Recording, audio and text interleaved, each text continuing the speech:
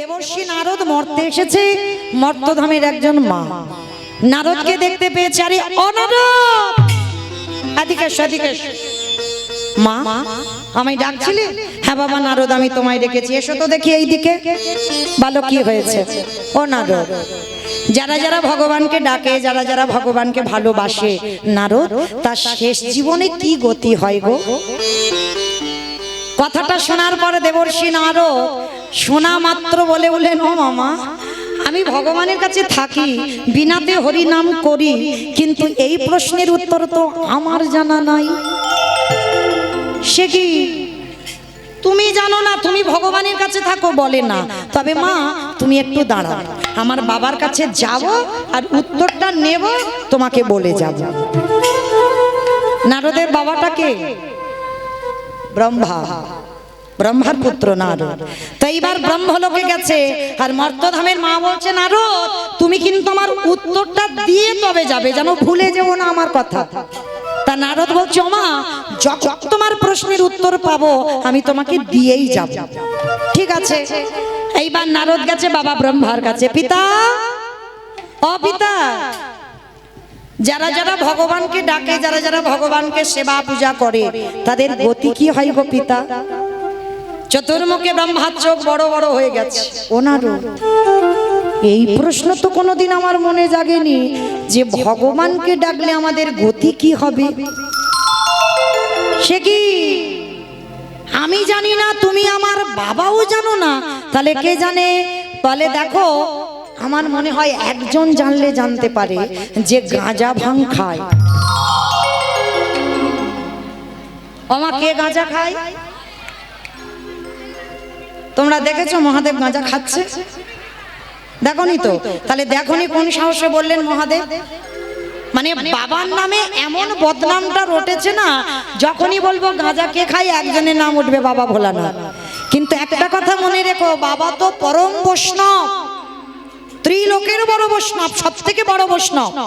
আর বাবা বৈষ্ণব হয়ে বাবা কোনোদিন গাঁজা খায় না, কোনো শাস্ত্রে লেখা দেখাতে পারবে না যে বাবা গাঁজা খায়। তাহলে বাবাকে দাও, বাবা কি করে? বাবা তো বৈষ্ণব, ওই ভূত পেতনি নন্দী ভিঙ্গি ওরা খাবে বলে ওদের জন্য নেয়। বাবা কোনোদিন গাঁজা খায় না। আর খবরদার কোনোদিন বলো না বাবা গাঁজা খায়। বাবা গাঁজা খায় না। বাবার একটাই নেশা, বাবার শুধু হরি নামের নেশা।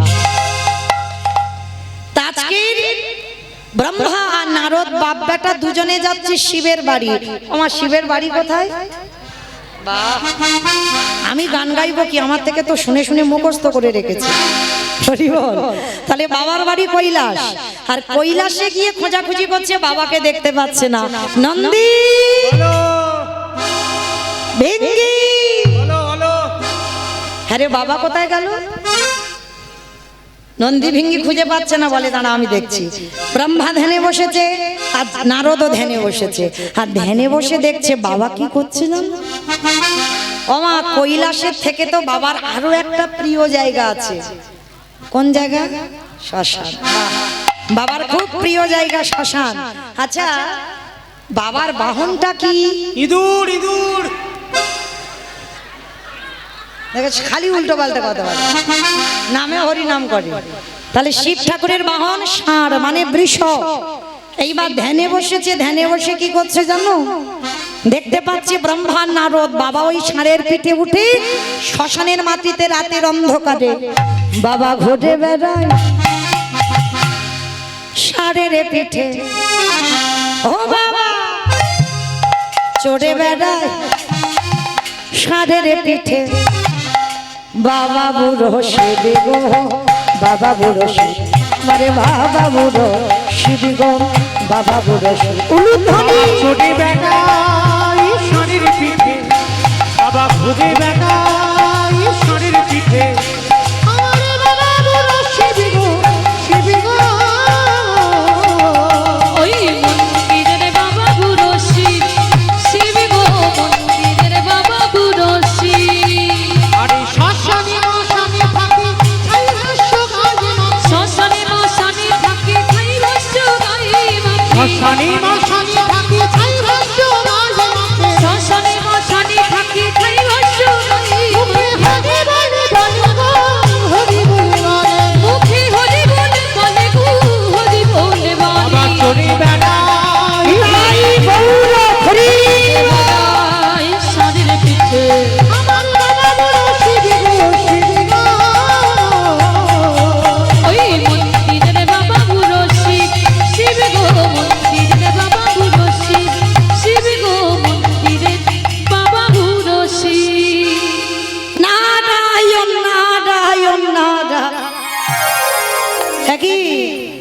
শ্মশানে নারদ তুমি ছুটে এসেছো, কি ব্যাপার?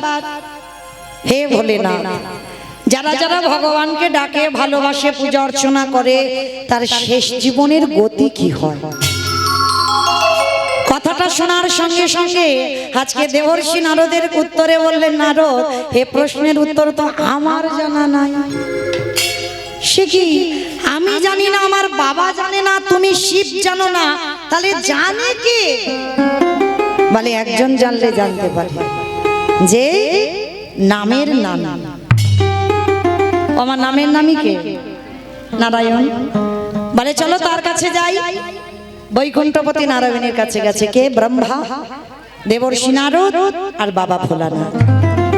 দয়াময়, অদয়াময়, এদিকে এসো। ডাকছো? প্রভু, যারা যারা তোমায় ডাকে, যারা যারা তোমায় ভালোবাসে, তার শেষ জীবনের গতি কি হয় গো ঠাকুর? নারদের কথা শুনে বৈকুণ্ঠপতি নারায়ণ বললেন, নারদ, এ প্রশ্নের উত্তর তো আমার জানা নাই। সে কি? আমি জানি না, আমার বাবা জানে না, শিব জানে না, আর তুমিও জানো না, তাহলে কে জানে? বলে নারদ, তোমার এই প্রশ্নের উত্তর জগতে তারাই দেবে। কারা প্রভু? যারাই আমার নামে ভালোবাসে, যারাই আমার নাম বদনে উচ্চারণ করে, যারা আমার নামে বদনে উচ্চারণ করে,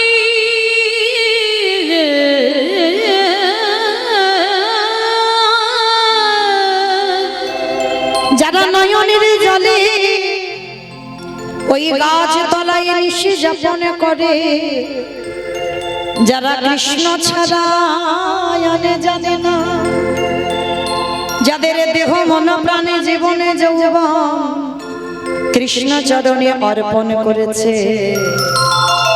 নারদ, তুমি সেই ভক্তের কাছে যাও, আর গেলেই তুমি প্রশ্নের উত্তর পাবে। তা নারদ বলছে, ঠাকুর, সেই ভক্তটা পাবো কোথায়? ভগবান বলছে, চলো আমি তোমাকে নিয়ে যাব। কোথায় ঠাকুর? বলে কেন? মর্তের মাটিতে। মর্ত ঠাকুর, ওরা তো শুধু খেতে যায় আর ঘুমাতে যায়, ওইখানে ভক্ত আছে? বলে নারদ, ওরা খাগ আর ঘুমাগার যাই করুক, ওদের মধ্যে এমন এমন ভক্ত আছে যাদের চরিত্র শ্রবণ করলে তোমার হৃদয়টা দুলে উঠবে। চলো নারদ, আজকে আমরা চারজনে বৈষ্ণব সেজে সেই ভক্তের বাড়িতে যাব। ঠিক আছে ঠাকুর, তাহলে চলো দেখি যাই। তাহলে আমরা কোথায় যাব? শোনো নারদ, আমরা যাব কোথায় জানো? মথুরা জেলার অন্তর্গতে অবন্তী নগর গ্রাম,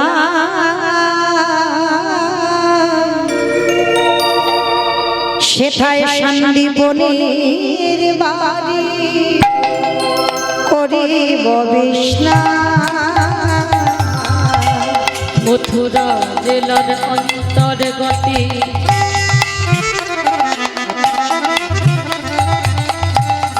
অবন্তী নগর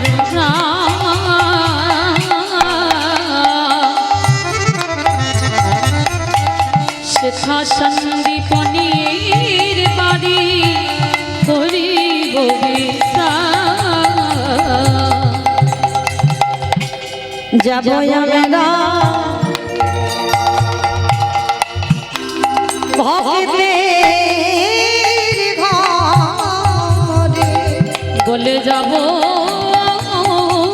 আমরা সেই ভক্তের ঘরে, আজ বিশ্রাম এলো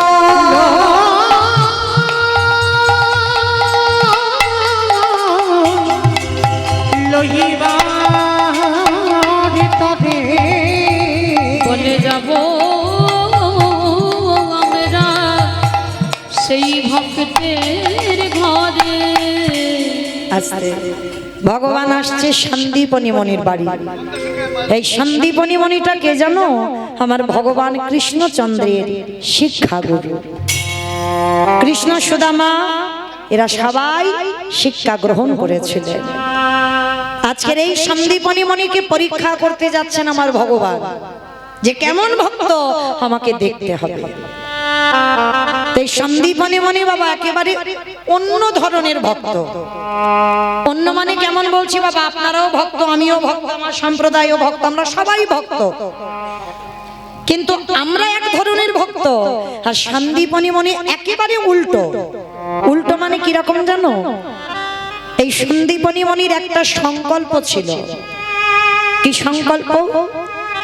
প্রতিনিয়ত আগে বাবা ওই যমুনায় স্নান করে ওই ভিজে কাপড়ে ব্রহ্ম মুহূর্তে স্নানে যেত। ব্রহ্ম মুহূর্ত কাকে বলে?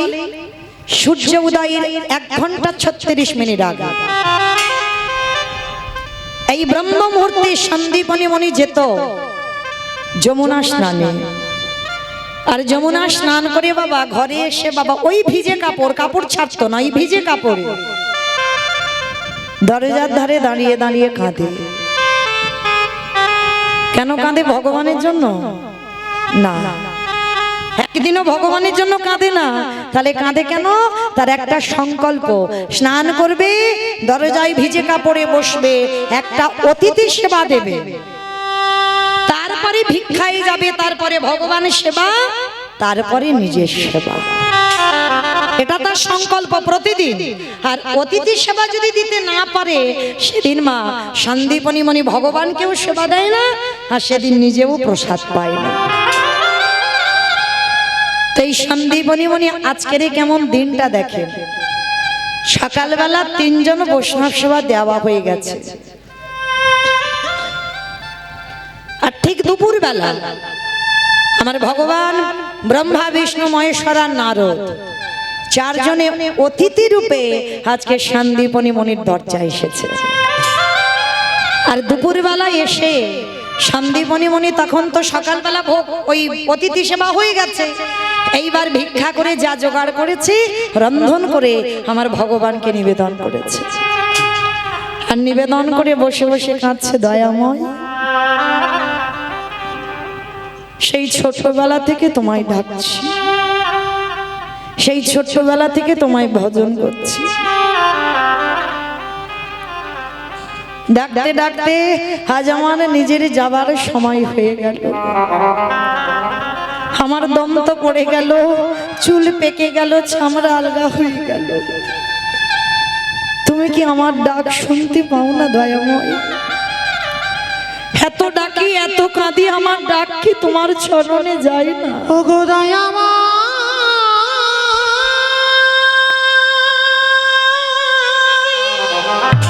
বলো না গো ঠাকুর। দেখা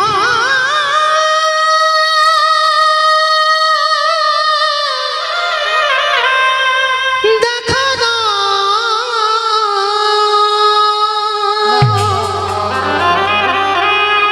ও গো তুমি নাকি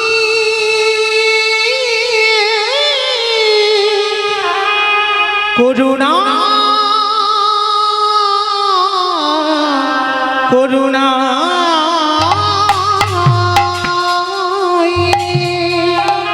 এত ডাকি এত কাঁদি, কেন তুমি আমার ডাক শুনতে পাও না? আমি কোথায় গেলে দেখা দাও না প্রভু, পামরে একবার কৃপা করো। ও গো দয়া, আমি কোথায় বলো না। গেলে আমি কবে তোমার দর্শন পাবো? কোথায় গেলে তোমায় পাবো বলে দাও। পাবো রে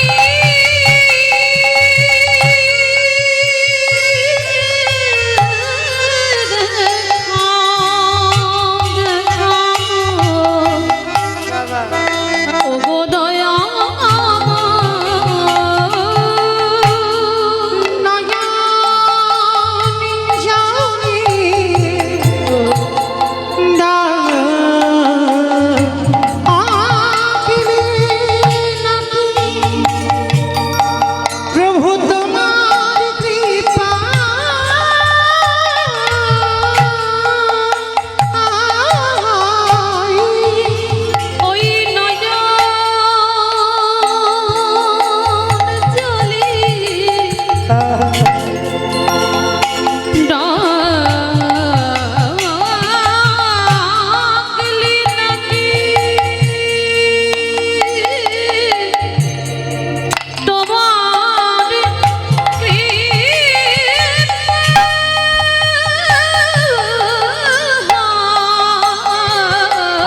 কোথাও গেলি পাবো রে দেখা ও গো দয়াময়ী। আরে কোথা গেলি পাবো রে দেখা দেখা ও গো দয়াময়। দেখা না দেখা দাও, দেখা দাও।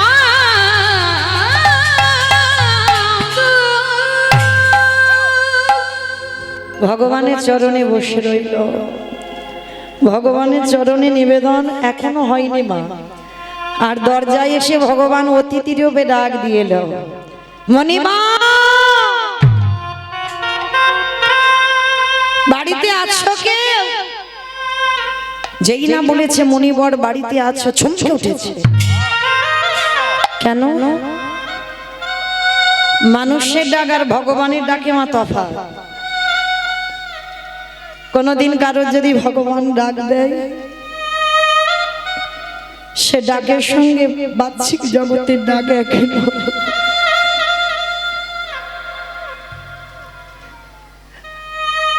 সে ডাক তোমায় কেউ কোনোদিন ডাকবে না।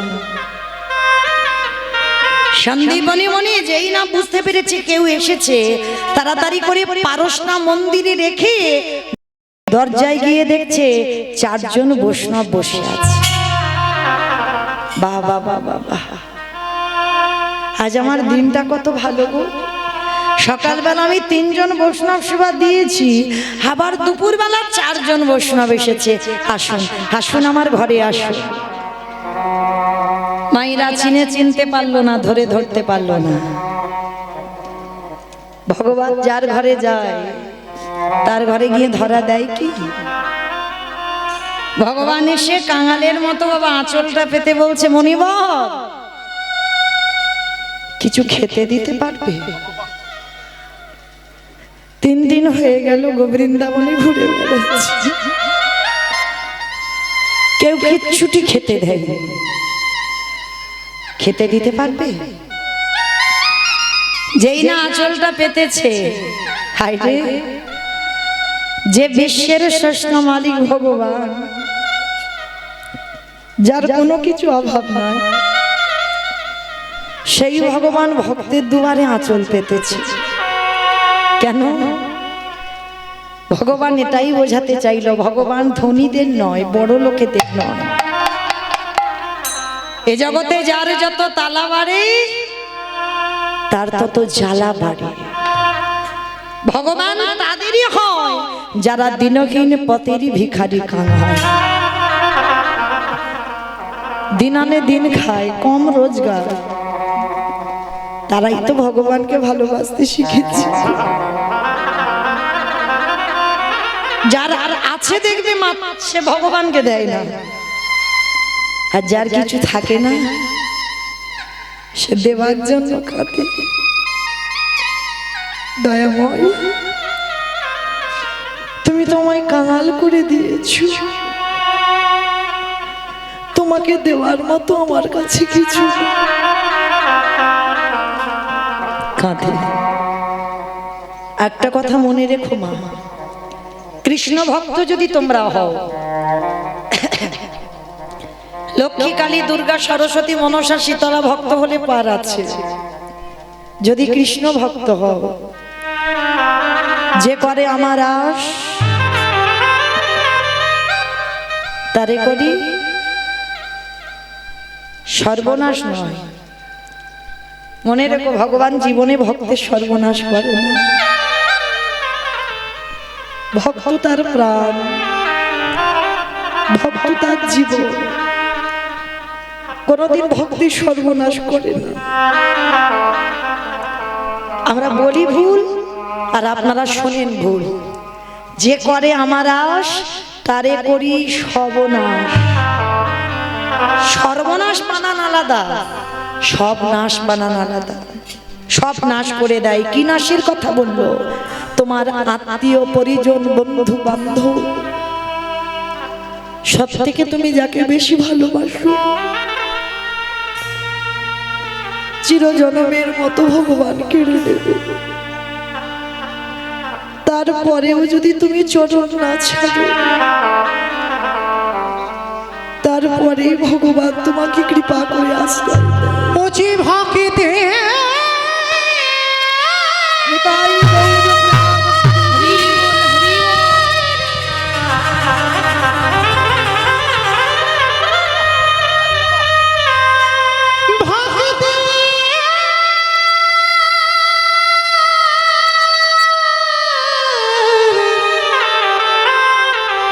ভক্তে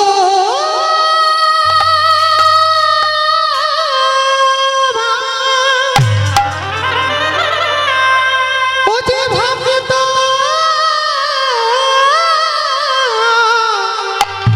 ভক্ত ছাড়া কিছু জানে না। তাই তো যুগে যুগে ভক্তির কাছে ছুটে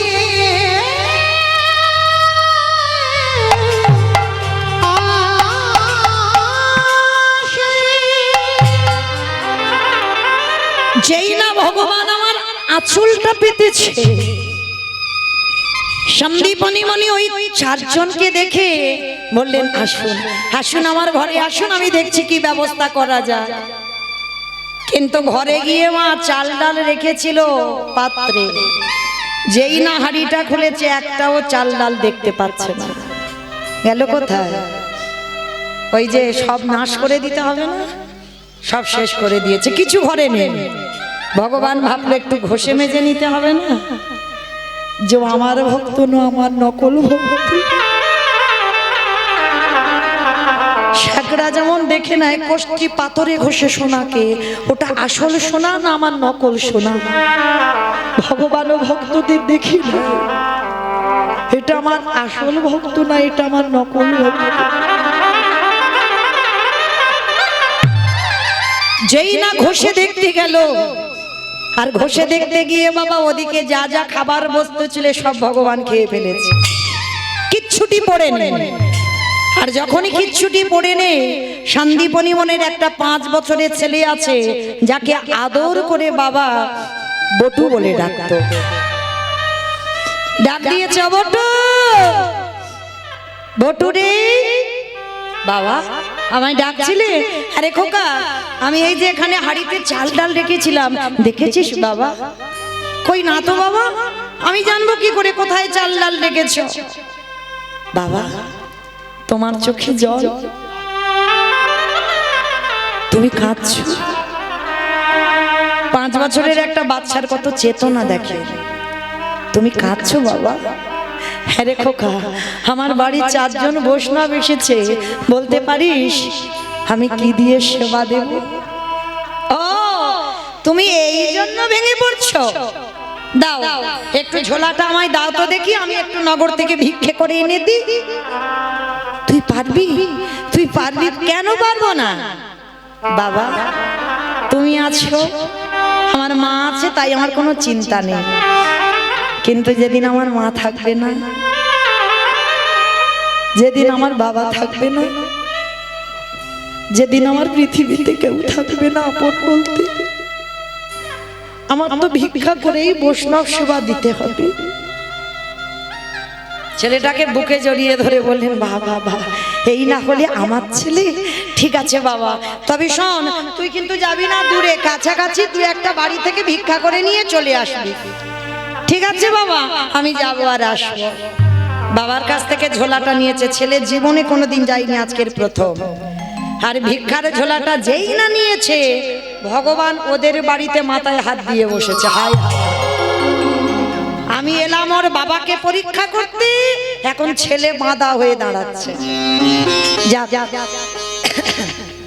ছেলেটাকে তো একটু ঘষে মেজে নিতে হবে, তাহলে ছেলেটাকে তো একটু পরীক্ষা করতে হবে, নাহলে বুঝবো কি করে ও ছেলে আমার ভক্ত কিনা। শুরু হলো ভক্ত ভগবানের লড়াই। ওদেরই বাড়ি বসে থাকতে থাকতে ভগবান কি করেছে জানো? একটা ওই বটুর মূর্তি ধরেছে, মানে সন্দীপনী মনির ছেলে হয়েছে, আর ছেলে হয়ে গোটা গ্রাম ভিক্ষা করে নিয়ে চলে এসেছে। আর এবারে আসল বটু তো জানে না যে ওর রূপ ধরে ভগবান ভিক্ষে করে নিয়ে এসেছে, তো জানে না। ছোট্ট ছেলে ভিক্ষার ঝোলাটা নিয়ে সবার আগে বাবাকে ষষ্ঠাঙ্গে দণ্ডবত প্রণাম। এগো ছেলে পুলেদের প্রণাম প্রণাম শেখাচ্ছ তো? নিজেরাই করে না আর। এখন বাবা সব সুইচ টেপা প্রণাম হয়েছে। পুরুষ যারা তাদের হবে দণ্ডবত প্রণাম, মানে একেবারে মাটিতে শুয়ে পড়ে। ওটা মেয়েদের নয়, আমাদের নারী জাতিদের নয়। যারা পুরুষ তাদের মাটিতে শুয়ে পড়ে দণ্ডবত প্রণাম করতে হবে।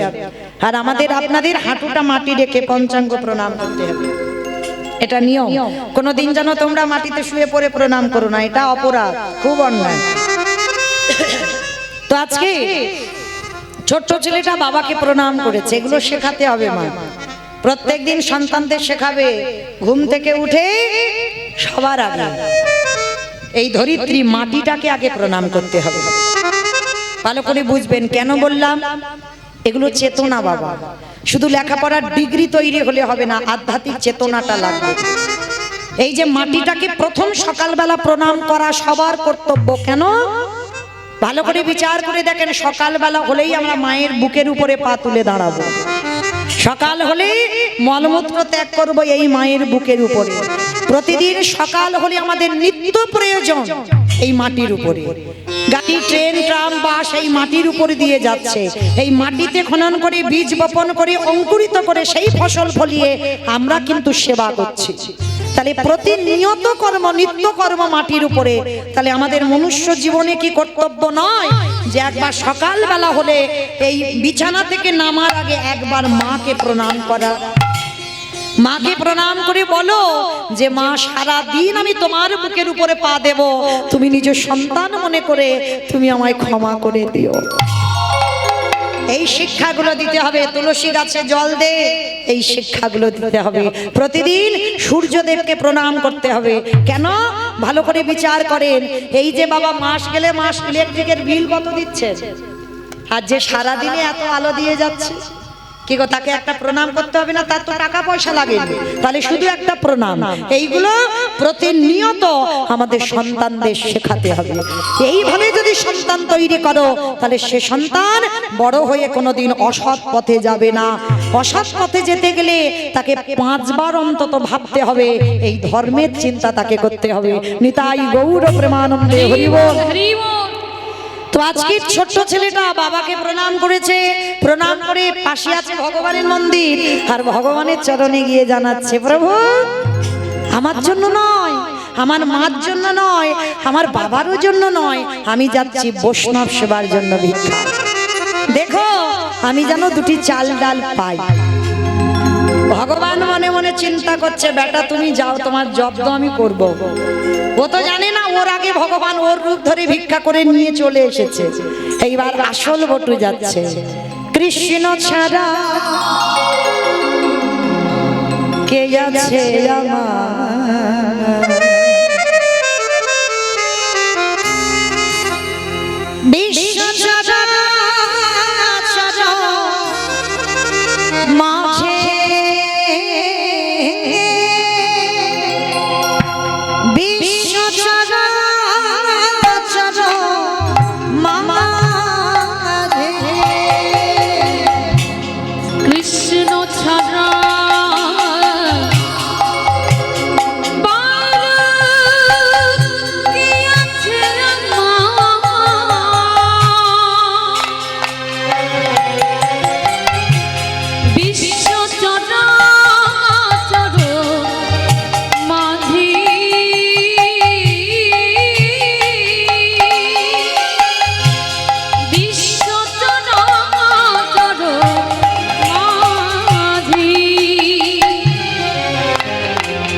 ছিল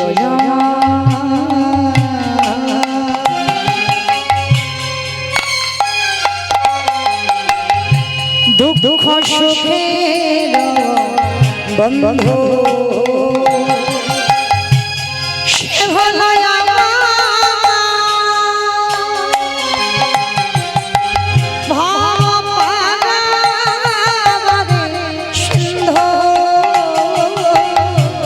ছিল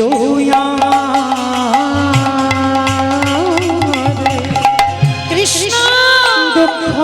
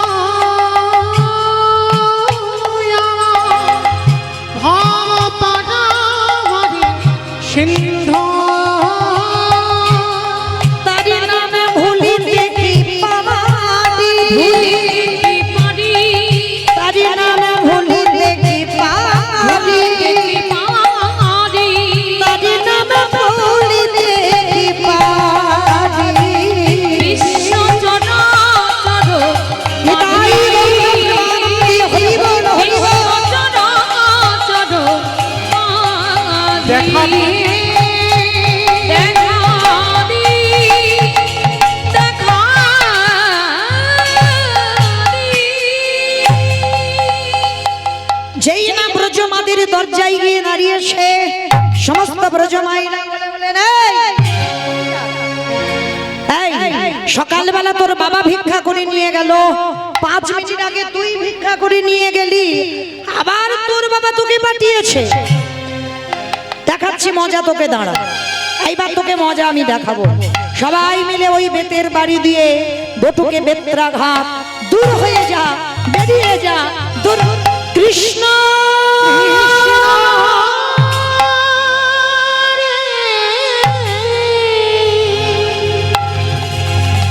এত মারা মেরেছে, ছেলেটা রঙ্গ দিয়ে রক্ত ঝরে ঝরে পড়ছে।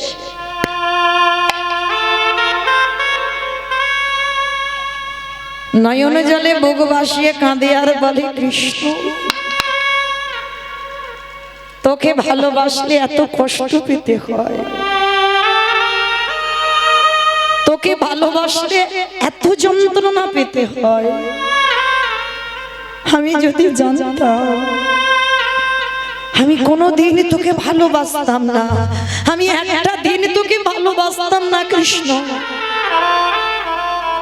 ভগবান ওদেরই বাড়িতে বসে বসে ভাবছে, হায় রে, ছেলেটাকে কি আমি বেশি শাস্তি দিলাম? এত মার মেরেছে, লোকেরা গা দিয়ে রক্ত পড়ছে। শোন কৃষ্ণ, এ জীবনে যদি আমি অতিথি সেবা, বৈষ্ণব সেবা দিতে না পেরেছি, এ জীবন আমি রাখবো না। এই জীবনে আমি ওই যমুনার জলে ত্যাগ করে দেব। ভগবান চিন্তায় পড়ে গেল, এই রে,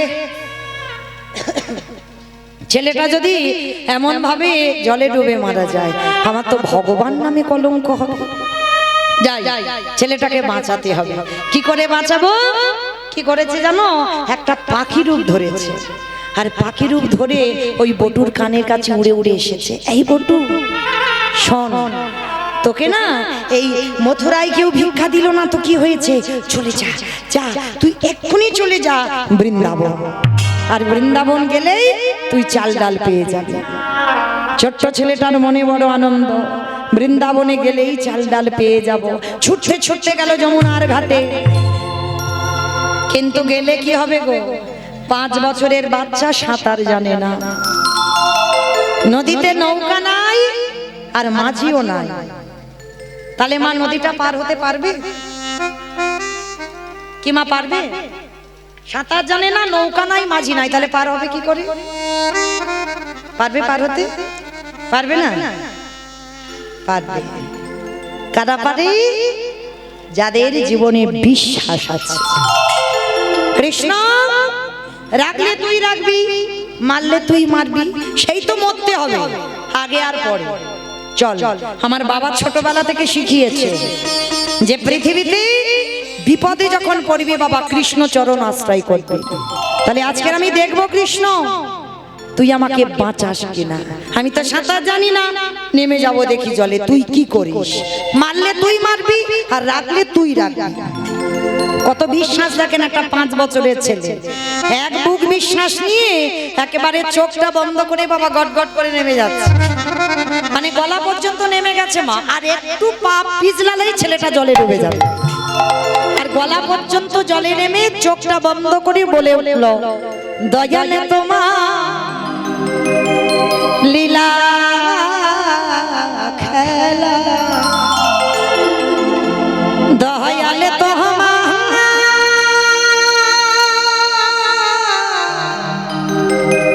লীলা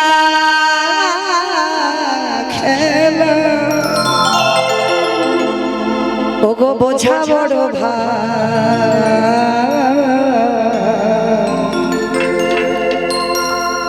দিনের বন্ধু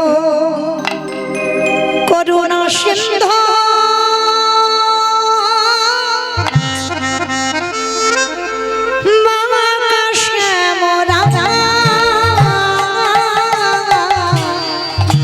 দয়ায় বন্ধু করুণা সিন্ধু,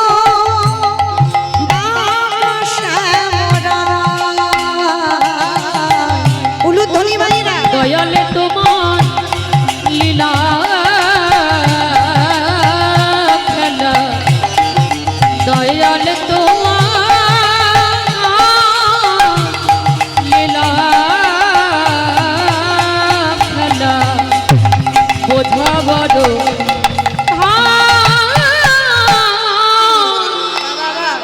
দয়াল বন্ধু করুণা সিন্ধু আকাশে মোরায়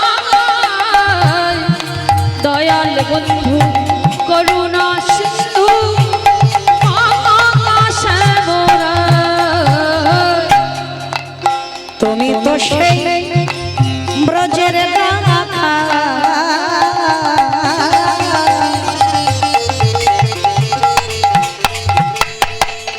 নদিয়ারে নিমা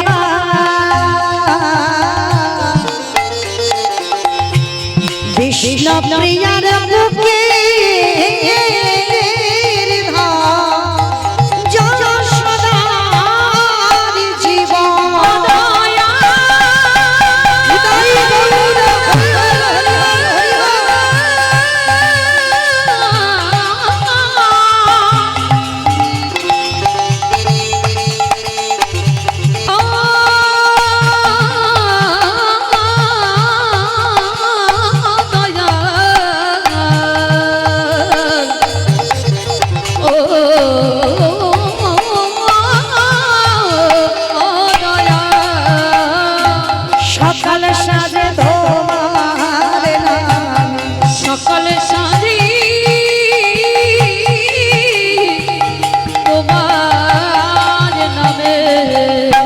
সুখী সাদিদা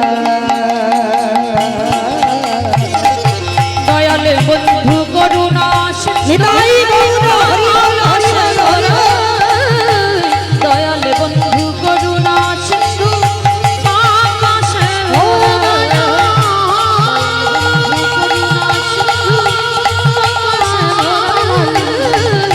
দয়াল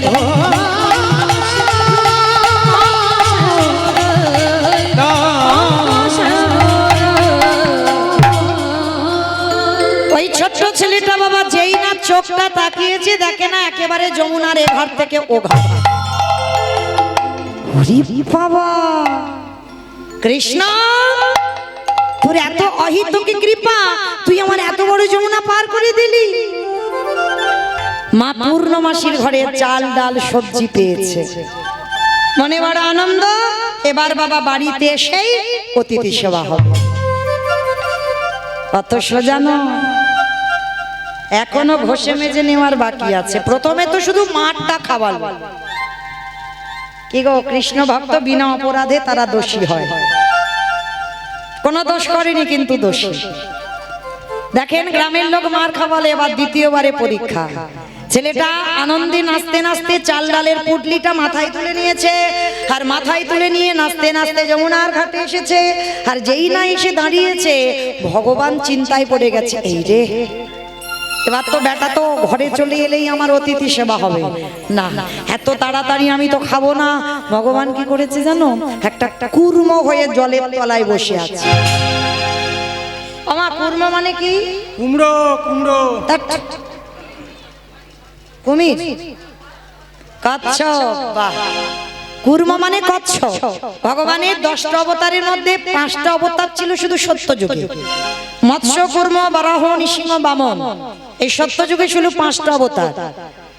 আর ত্রেতা যুগে 2টো অবতার, একটা ভৃগু বংশে যমদগ্নির ঔরসে মা রেণুকার গর্ভে জন্ম নিল ভৃগুরাম বা পরশুরাম। আর একটা ক্ষত্রিয় কুলের রাজা দশরথের ঔরসে মা কৌশল্যার ঘরে জন্ম নিল দাশরথী রাম বা সীতাপতি রাম। এই 2টো অবতার। আর দাপরে একটা অবতার বাবা বলরাম অবতার, আর একটা হয়ে গেছে বুদ্ধ অবতার, আর একটা আসছে কল্কি অবতার। মানে এখনো পর্যন্ত 9টা কমপ্লিট হয়েছে, একটা বাকি আছে। তা সত্যযুগে ভগবান সমুদ্র মন্থনের জন্য বাবা কচ্ছপ হয়েছিল, তো আজকেরও কচ্ছপ হয়ে জলের তলায় বসে আছে। আজকে তো জানে না। আর ভগবান মনে মনে করলেন, এই সুযোগে আমাকে একটা কাজ গোছাতে হবে।